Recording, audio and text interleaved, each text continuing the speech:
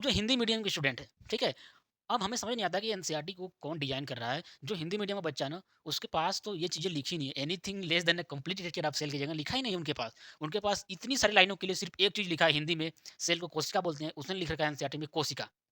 अब जब वो बच्चा एनीथिंग लेस देन पढ़ेगा ही नहीं, उसके दिमाग में क्वेश्चन आएगा कहीं। तो जो बच्चे बोर्ड एग्ज़ाम में पढ़े होते हैं, ठीक है? बोर्ड वाले बच्चे जो हैं, जो अपना सीबीएसई के एक अलग जो पैटर्न उनका है, उसमें उनको डाउट आता है। जब हम ऑफलाइन क्लासेस में पढ़ते हैं, वहाँ पे बच्चे हमसे डाउट पूछते हैं क्या कि सर अभी जब हम आगे पढ़ते हैं तो समझना, ठीक है?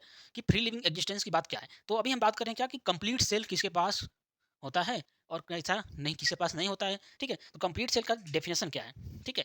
कुछ तो क्राइटेरिया होगा जिससे हम बोल सकेंगे कि ये सेल कंप्लीट है, ये सेल इनकम्प्लीट है। आइए समझते हैं, ठीक है?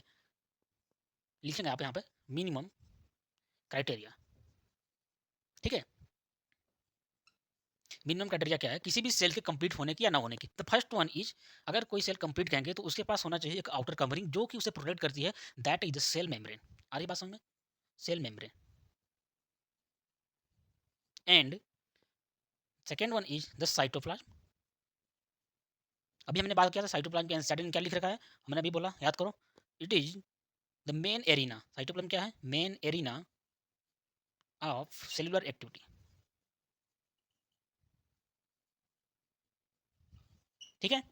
The main arena of cellular activity and the third one is the genetic material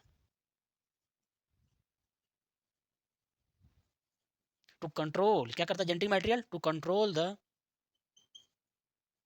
activity of cytoplasm.